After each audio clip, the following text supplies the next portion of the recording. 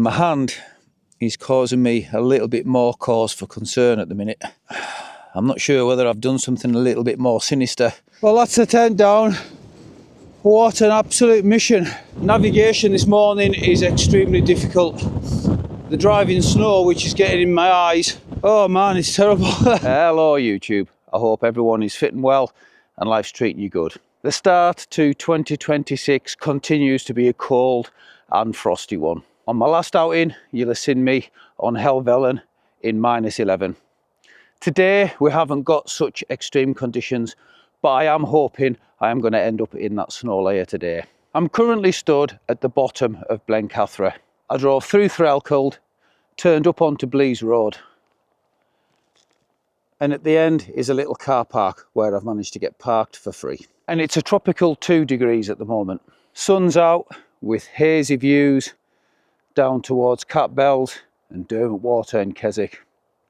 You can see all the tops are covered in snow, and I'm going to be following the path in front of me just to tag a single wainwright. I've got one left in this area, and that's what I'm going to be doing over the winter months, using the 1s, 2s, possibly even 3s of wainwrights that I've got left in certain areas to get out the way. And then once the better weather comes, I can really crack on and do those multiple summits in the good weather to see if I can get the wainwrights finished this year. Looking at the summit in front of me, it does look like I'm going to end up in that snow layer today. Right, time to get today's camp underway. And a big thank you to you all, new subscribers and old, for joining me today on this one. And also for your support on my Helvellyn camp. It was great to get some new comments and speak to some subscribers that I've not had any contact with before. And once again, don't forget to like, comment, subscribe and all that good stuff to see if we can keep a Cumbrian lad outdoors going past 2026. So far the path is nice and easy to follow. We've just started to ascend up a valley with a little river in the bottom of it. Snow-capped mountains to my left, and in front of me, blue skies, which makes a refreshing change. So far the going continues to be very easy, lovely path. Nice and easy to walk on, it's not slippy, despite being frozen hard. Got a waterfall that's just starting to thaw out here.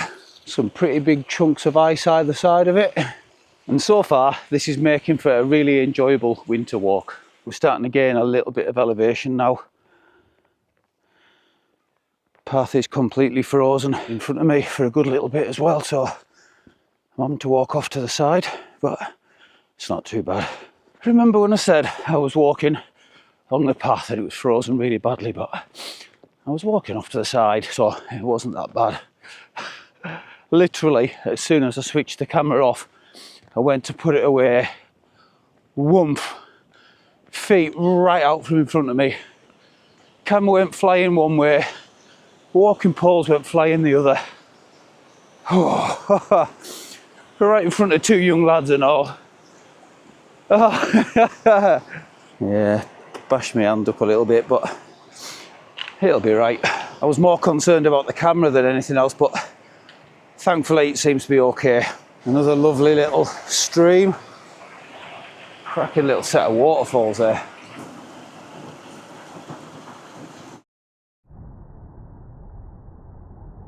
And thankfully the frozen path has gone. So hopefully no more slips and falls for me. Oh dear me, it's been a long time since I've stacked it in the fells. I've definitely bruised my backside, probably quite badly by the feel of it. And my hand is really sore. I don't think it's anything for concern, but it's fairly throbbing. Like I say, I don't think it's too much to worry about. I don't think I've broken out, so we shall continue on. And now we're farming. After a fairly sedate pace at the start of this walk, we're starting to get a bit of incline. It was getting a bit bitey on the fingers, but I'm starting to get warmed up nicely now. Just the backside of Skiddaw with the sun going down behind it. Starting to lose the view down the valley. Just below the snow layer on Blencathra. And our path continues this way. I believe it goes round and up the top here somewhere. So just a little stop here to take on some fluids and a quick snack, and then I'll be on my way.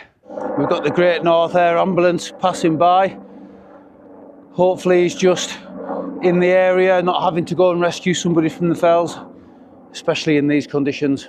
That sun looks beautiful behind Skiddaw. We're just and so starting to get into the area where there's snow on the ground just a little bit.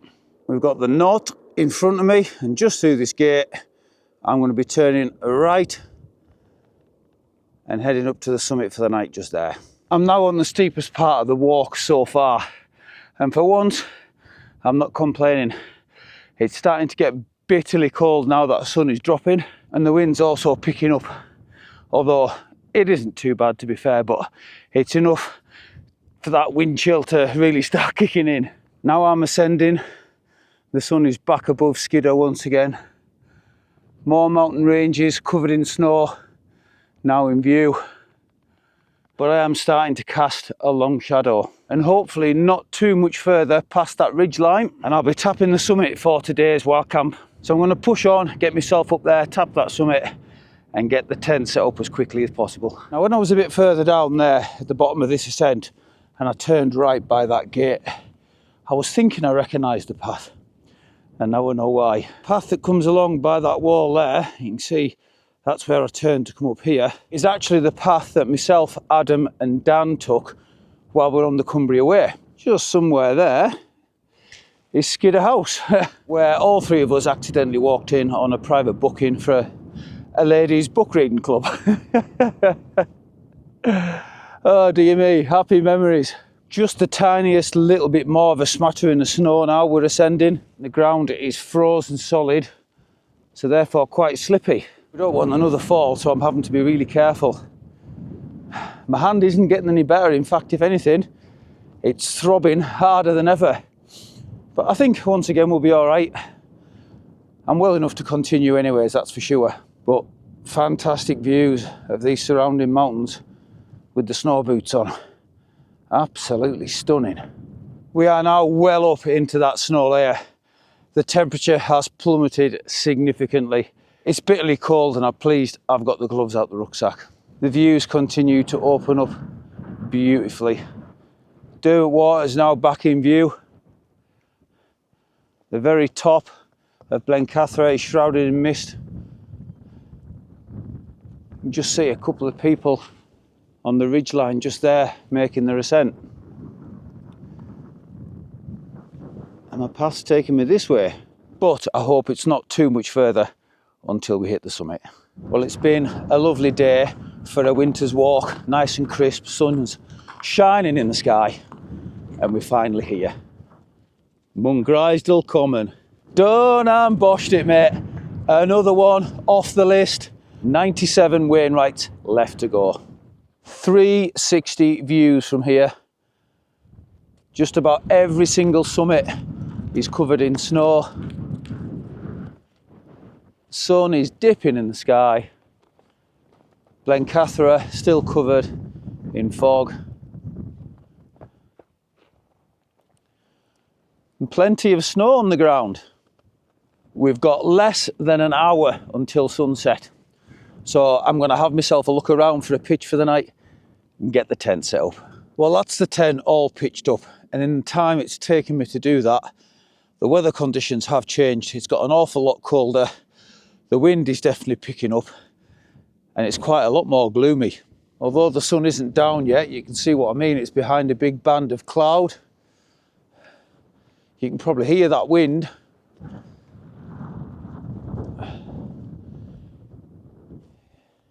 If anything, back towards Penrith, it's probably looking a little bit better than anywhere else. Overnight tonight, we are forecast temperatures of around about -8, -9, and around about 3 o'clock in the morning, we've got some heavy snowfall forecast.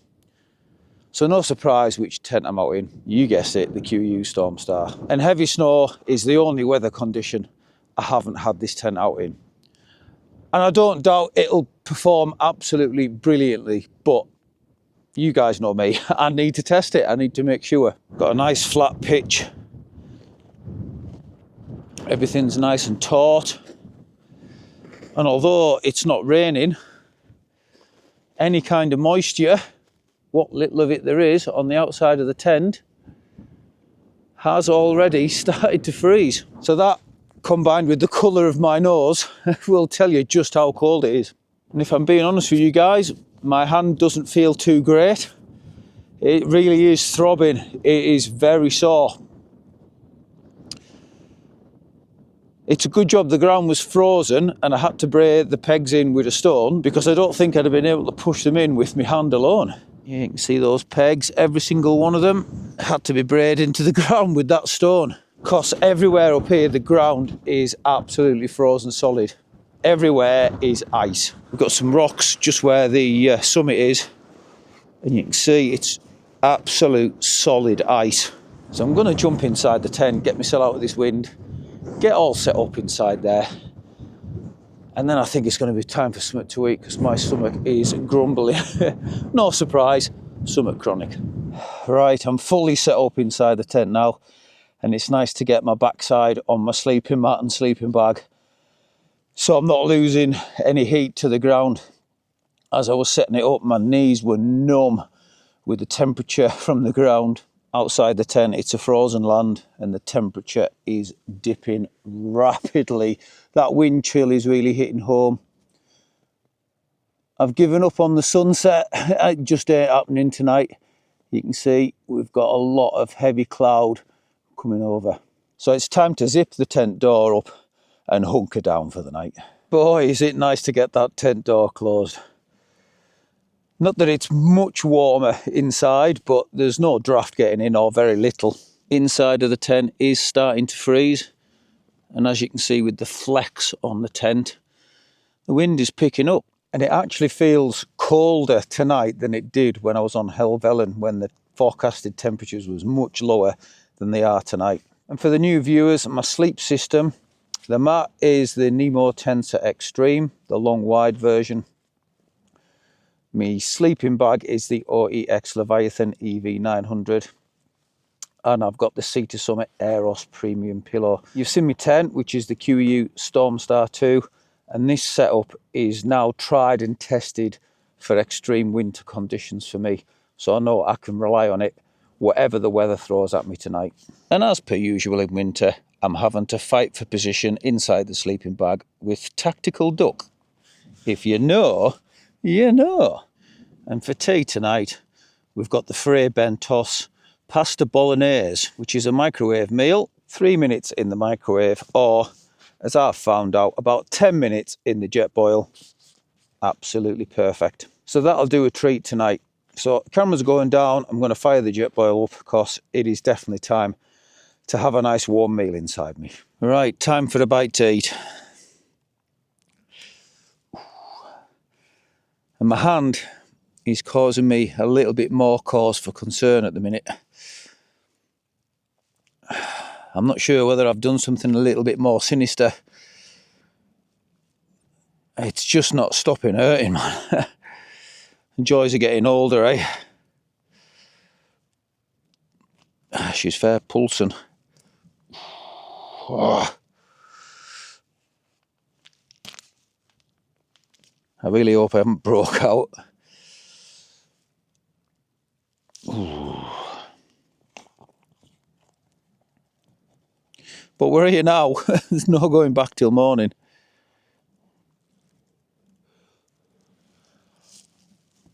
Oh.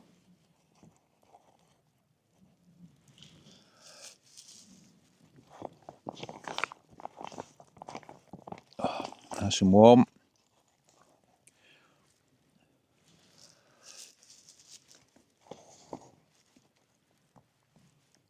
For £2.70 odd, you just can't go wrong with these. Right, I'm going to finish this off and then I'm going to zip up the inner tent for the night. Well, I don't half feel better for something to eat. That's all settled. The inner door's closed and that's really helped with the temperature inside the tent. The wind is picking up and the had started to get a little bit of a draft coming through. So with the inner all done up, that's gone. The tent is getting buffeted a little bit, but that wind is picking up. It's just coming up on about 7:45, so it's time for me to get my head down for the night. As always, enjoy the footage that I've got for you overnight, and we'll see you in the morning. I dare you to fix me. I'm crossing the line again, falling on my knees. No stranger to pain, it's never ending, it's only something I can't forget. My heart won't let it rest, but you keep on forgiving. Admit that I'm afraid. If I let go of this pain, am I completely betrayed? There's no air left to breathe. I'm drowning. Vultures are circling me. Around it, I need to fight. I know it's just so hard to let it go. Shine a light I can see. Something I can't forget. My heart won't let it rest, but you keep on forgiving. Admit that I'm afraid. If I let go of this rage, am I completely betrayed? Something I can't forget. My heart won't let it rest, but you keep on forgiving. Oh, admit that I'm afraid. If I let go of this rage, am I completely betrayed? My heart, my love, my life, the price. It's hard to find. Good morning, everyone. I haven't had much sleep. And what little I have had has been broken. 45 minutes sleep, then awake for a bit. The wind is absolutely battering the tent. I've had a quick peek outside the tent, and at the minute it is snowing. It's about 4 o'clock in the morning. So that snow's bang on forecast. So I'm going to have some coffee and some breakfast, try and wake myself up a little bit. At least it's not as cold inside the tent as it was last time I was out. Once again, the jet boiler is frozen solid. We've got no snow ingress in the vestibule.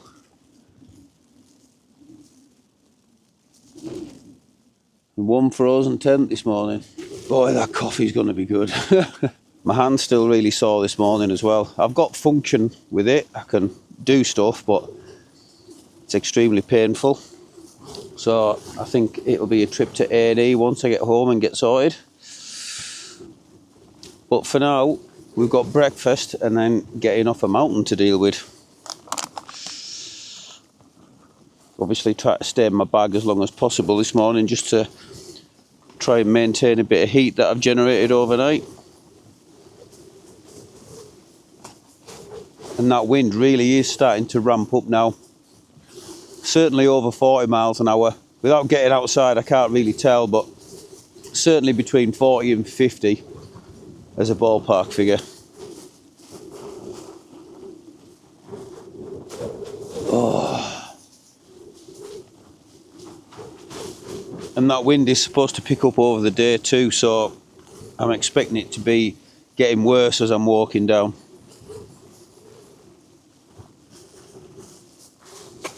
Right, I'll finish my breakfast, get packed up inside the tent, and then it'll be time to brave the elements.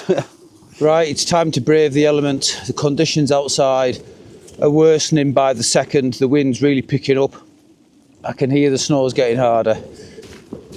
Leave no trace as usual. Yeah, I'm not looking forward to this. Time to get out and get the tent down quickly as possible. I've done the same as last week. I've left enough room in the top of my tent so I don't have to mess around putting the tent inside its own bag. I can literally just roll it up, stuff it inside the rucksack, do the rucksack up, and off I go.